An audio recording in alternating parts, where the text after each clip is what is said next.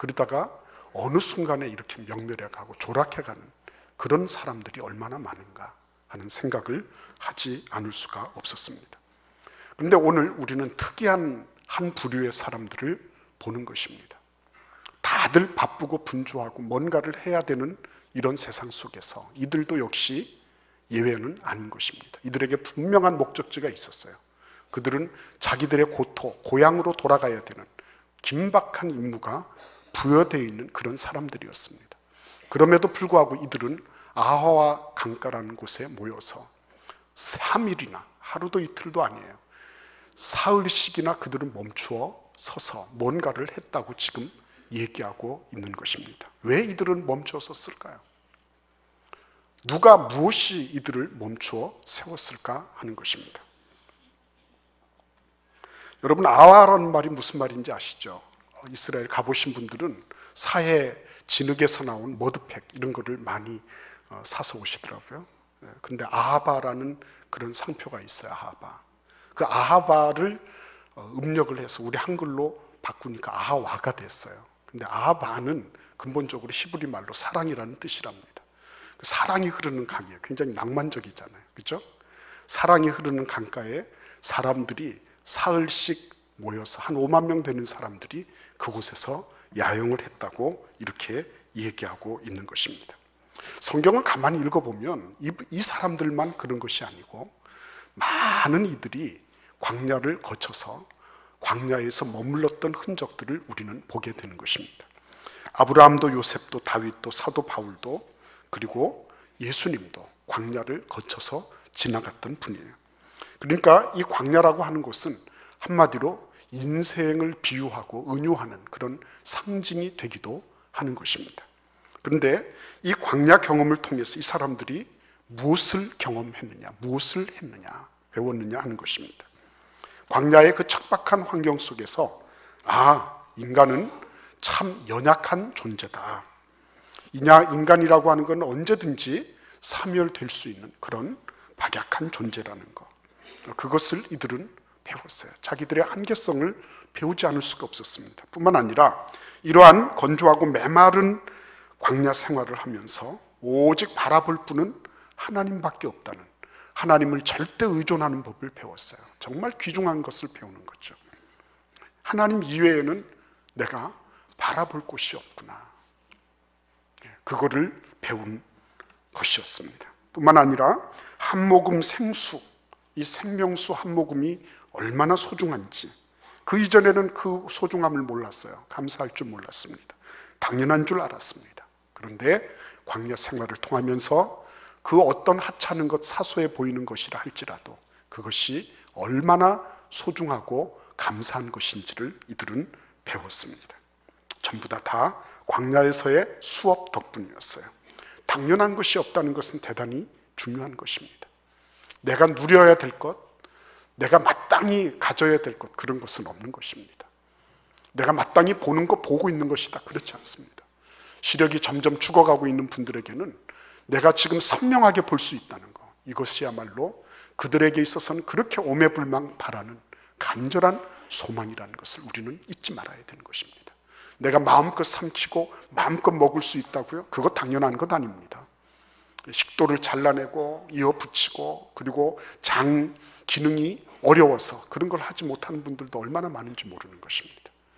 그런 것들을 하나하나를 배워나가는 것, 당연한 것이 없다는 것을 배우는 것, 그것이 바로 광야 학교였습니다.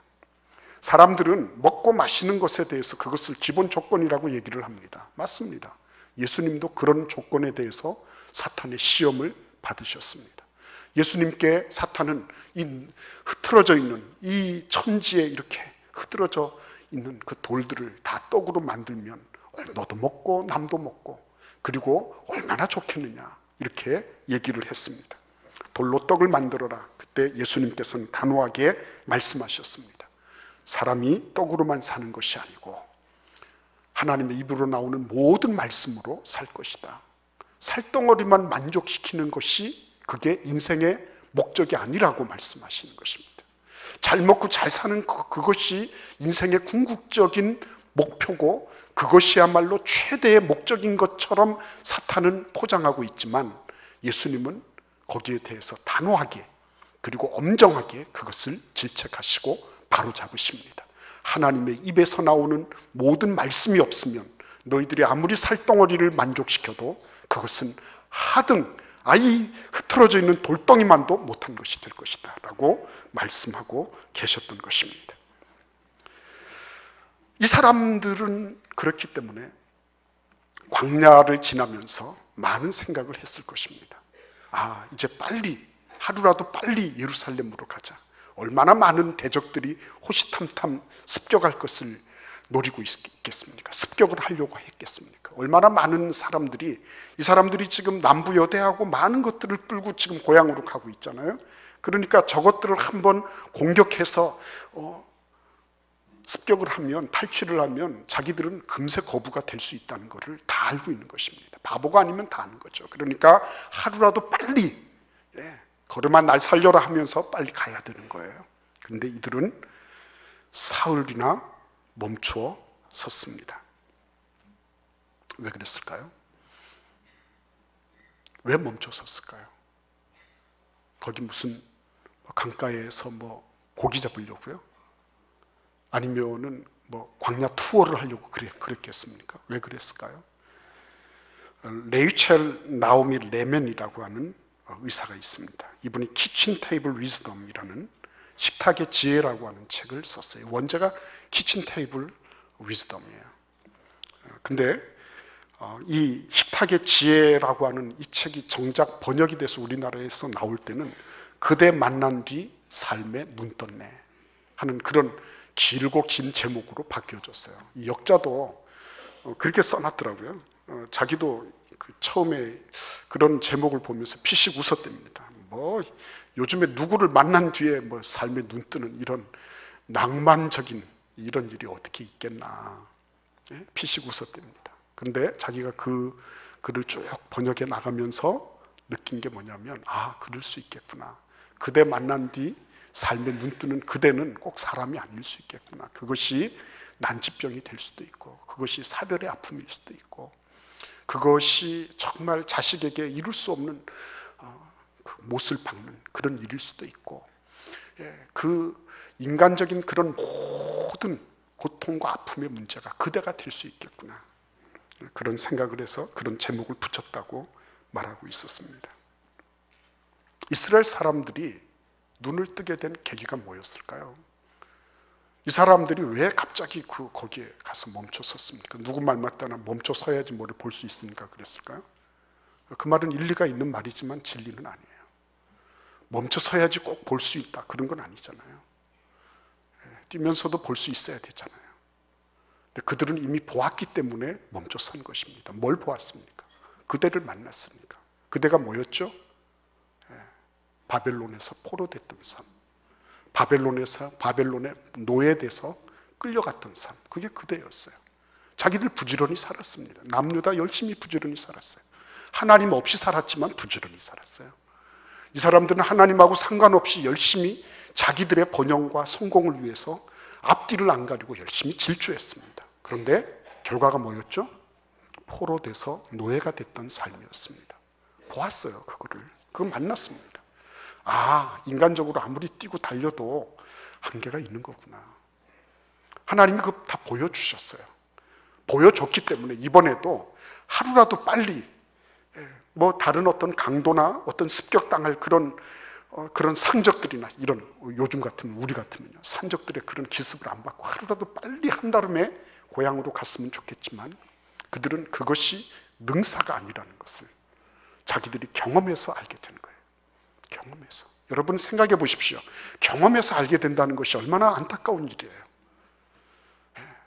내가 뜨거운 맛을 봐야지, 그래야지 내가 뭘 고친다고 하는 건 얼마나 안타까운 거예요. 그러니까 이 사람들도 그런 느낌을 가졌을 겁니다. 진작에 바벨론 포로되기 전에, 우리가 끌려오기 전에 진작에 우리가 멈춰서서 우리의 지금 좌표가 어디에 있는지, 우리가 지금 잘 걸어왔는지, 그리고 앞으로 걸어갈 길이 어디인지, 우리가 가고 있는 것이 올바른 방향인지, 이런 거를 좀 살펴봤더라면 얼마나 좋았을까.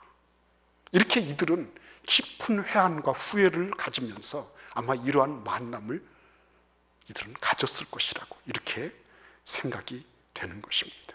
인간적인 성공, 성취, 영예라는 거, 그걸 얻기 위해서 열심히 다름질 쳤지만 결국은 침몰돼 가는 배 위에서 의자 몇 개 고쳐나가는 그거밖에는 되지 않았다.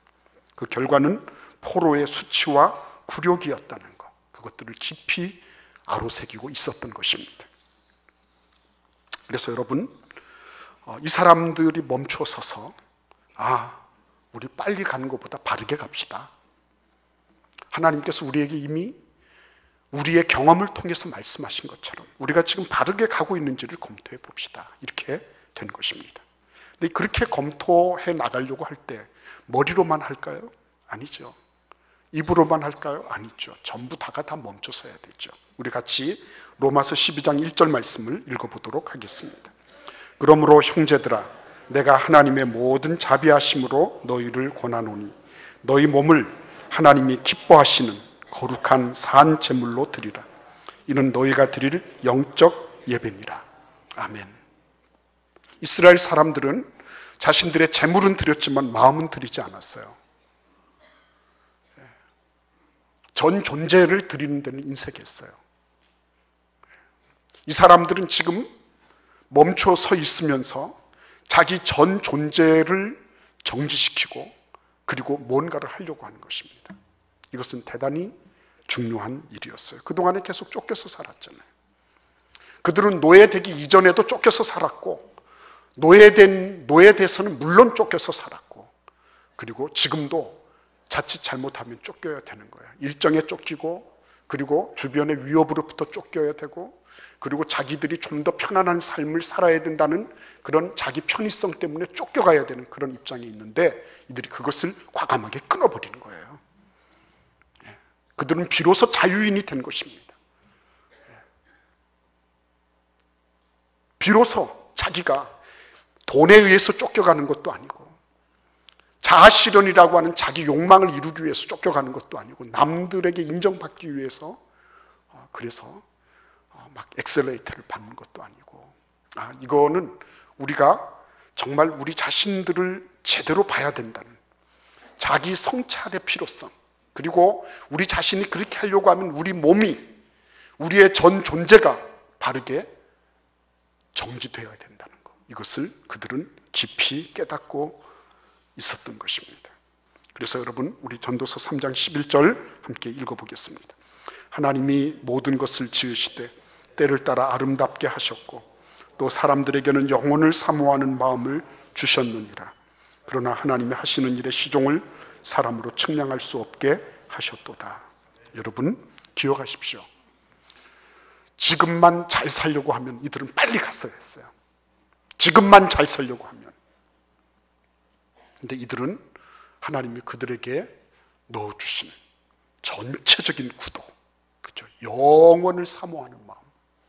내 인생이 지금 잘 먹고 잘 살고 찰나를 어떻게 모면해 나가는 그런 정도가 아니라 전체 구도를 놓고 영원 전부터 영원 후까지 계시는 예수 그리스도로 말미암아 내 좌표가 지금 어떻게 되나. 우리가 지금 이 사흘 동안 여기에 멈춰 있으면서 우리의 좌표를 점검해 봅시다. 이런저런 일이 있을 수 있음에도 불구하고 우리가 영원 전부터 영원 후까지 계시는 그 하나님 앞에 우리의 전체를 놓고 한번 생각해 봅시다.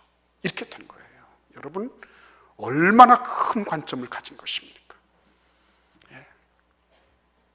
지금 한때를 잘 먹고 잘 살기 위해서 이렇게 저렇게 거짓말하고 이렇게 저렇게 면피하고 살짝 속이고 등치는 이런 세대 속에서 얼마나 이들이 진중합니까?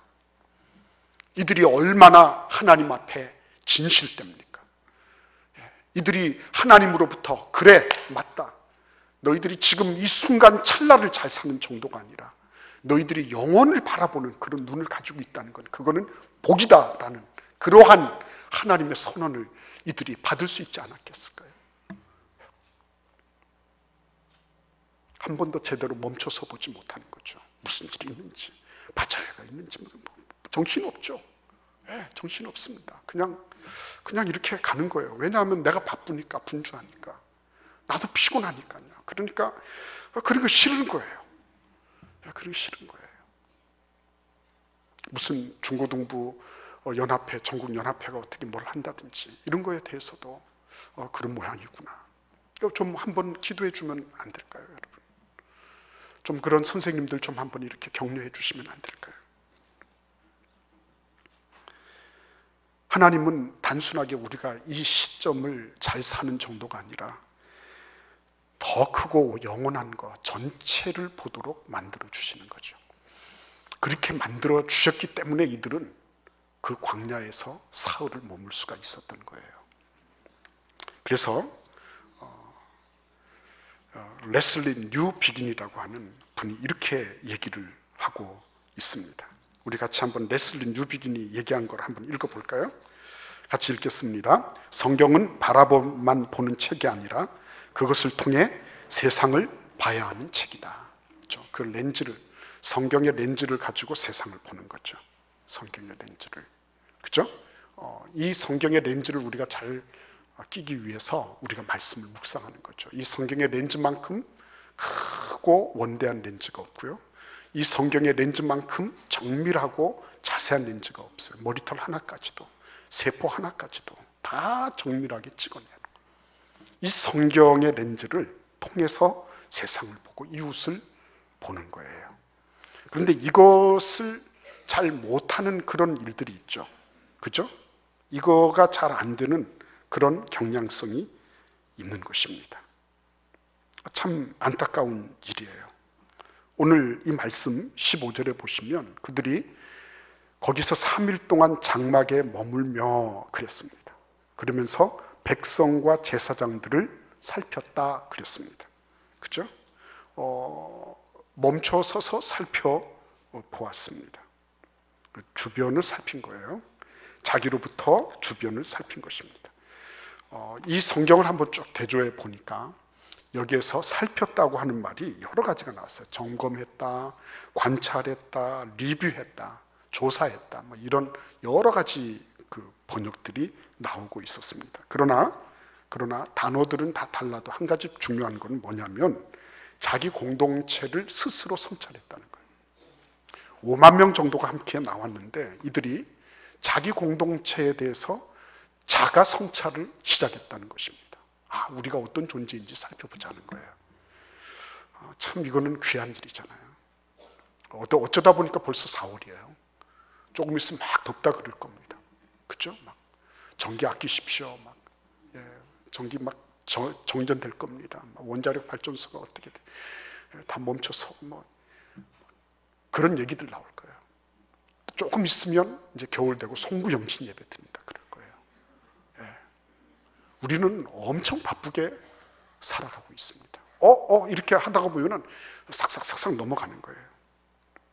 근데 이렇게 넘어가면서 우리가 조심해야 될 것이 있습니다. 소위 말하면 경로 의존증, 경로. 우리가 가고 있는 경로, 길 있죠. path. 자기가 걷던 길, 외골로 뚜벅이처럼 걷는 거예요. 지금까지 해왔던 대로 하는 거예요. 타성에 젖어서 하는 겁니다. 매너리즘에 빠져 있는 거예요. 그래서 자기가 해왔던 생각의 관성, 그거를 벗어나지 못하고 지배당하는 것입니다. 결코 주변을 돌아보거나 아니면 측면적인 사고를 할 수가 없어요. 바깥으로부터 자기를 보는 그런 객관적인 시야를 가질 수가 없는 거예요.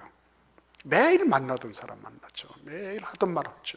매일 같은 사고방식, 같은 생각을 하고 있는 거죠. 그러니까 어떻게 이렇게 주변을 바라보면서 그런 걸 할 수 있는 그런 여력이 없는 거예요. 어휘도 한정되어 있어요. 시각도 한정되어 있어요. 변화가 없습니다. 예수님은 외골수적인 삶을 사신 분이 아니에요. 여러분, 예수님께서 휴가를 얻으셔서 가이사라 빌립보 지방으로 가신 거 알고 계시죠? 마태복음 16장 보면 나와 있어요. 근데 그곳은 휴가지입니다. 얼마나 시원한지 몰라요. 막 폭포수가 확 내리고요. 근데 그곳에서 예수님은 사역 현장을 떠나셔서 쉼과 휴식을 제자들과 더불어 가지고 계셨어요. 그때 뭐라고 하십니까? 뭐라고 하시죠? 사람들은 나를 누구라고 하느냐 물어보시는 거예요. 그리고 너희들은 나를 누구라고 하느냐 이렇게 물어보시는 거예요. 예수님이 그런 자리를 통해서 뭐예요? 측면적인 사고를 가질 수 있도록 그런 것들을 지금 자극하고 계셨던 거예요. 사람들은 나를 누구라고 하니? 너희는 나에 대해서 어떻게 생각하니? 그렇죠? 예수님이 하나님의 아들이시고 모든 것을 다 아시는데 뭐 그런 것을 다 물어보십니까? 이렇게 우리는 질문할 수 있어요. 그러나 예수님은 그런 상황 속에서 제자들과 더불어 사고의 다양성, 시각이 얼마나 다를 수 있는지를 예수님은 조율하시고 그거를 검증해내고 계셨던 거예요. 여러분, 우리의 삶 속에서 이렇게 어느 하나, 그렇죠? 부부 간에도 마찬가지고요. 부모와 자식 간에도 마찬가지입니다. 어떻게 되는지를 돌아볼 줄 아는 거. 늘상 같으니까. 아니에요. 그렇지 않아요. 같아 보이는 거지 같지 않을 수 있어요. 여러분, 경로 의존증이라는 거, 내가 가던 길 경로를 계속 고집하는 거, 그건 정말 안 되는 거예요. 이 사람들이 주변을 살피기 시작한 것입니다. 자기 공동체를 살피기 시작한 거예요. 그러면서 한 가지 중요한 그런 요소를 발견하게 됐습니다. 그게 뭐였습니까? 레위 자손이 한 사람도 없었다는 거예요. 이 레위 자손이 한 사람도 없었다는 걸 뭘 의미합니까? 제사를 드릴 수 없다는 것을 의미하는 거예요. 왜요? 성전 건물을 아무리 잘 지어놔도 제사장을 돕는 레위인들이 있어야 돼요. 하나님께서 모든 이스라엘 집안의 장남들을 대신해서 레위 자손들을 하나님이 딱 지정해 놓으신 겁니다. 근데 이 사람들이 한 명도 없었다는 것입니다. 그래서 이들이 어떻게 했죠? 지방으로 보냈습니다. 이또에게 보내서 그 사람들, 느디님 사람들과 레위 사람들, 이 사람들을 다 불러오도록, 258명 정도를 다 불러오도록 이렇게 조치를 취했던 거예요. 멈추고 섰으니까 그렇게 됐어요. 가서 성전 건물 잘 지어놓고 낙선식을 했는데 막상 제사를 하나님께 드리려고 하다 보니까 레위인이 없다. 느디님 사람들이 없다. 성전에서 허드렛 일 하면서 도와주는 그런 사람들이 없다. 이거는 아닌 거예요. 그래서 우리 인생도 마찬가지예요. 우리 인생도 혹시나 내가 너무나도 급하다가 보니까 이것저것 돌아볼 겨를이 없어서 그래서 흘리고 지나갔는데, 근데 그것이 정말 삶의 핵심이었다. 이 사람들이 다 부릅니다. 느디님 사람들, 레위 사람들 오십시오. 와서 우리하고 함께 갑시다. 그 사람들은 그 앞에 가봐야 앞으로 성전에서 물 깃고 장작 패고 짐승 잡고 하는 그런 허드렛 일을 할 거를 다 알고 있어요. 그럼에도 불구하고 이 사람들이 기다리고 있는 거예요. 사흘씩이나. 그 전가를 듣고 이 사람들이 기다리고 있다는 소식을 접하고서는 이들이 258명이 이들과 함께 합류하고자 오고 있는 모습을 우리는 보는 것입니다. 얼마나 위대한 일입니까? 잘난 사람 몇 명이 앞서가는 게 아니에요. 못난 사람 너희들은 뒤쳐져도 괜찮다고 얘기하는 거 아니에요. 다 같이 붙잡고 가는 거예요. 이게 공동체예요. 이게 가족이에요. 이게 구역이에요. 이게 교회의 모습이에요. 하나님께서 우리로 하여금 멈춰서는 은혜가 있기를 주시기를 간절히 기원합니다. 오늘 한번 돌아보세요. 우리 가정을 한번 돌아보세요. 우리 구역도 한번 보세요. 우리 주변에 무슨 일이 일어나고 있는지, 우리 교회 학교에서는 어떤 일이 일어나고 있는지 돌아보세요. 그래서 이스라엘 백성들이 했던 이런 위대한 사역들을 우리도 함께 감당하는 그런 은혜가 있기를 기원합니다.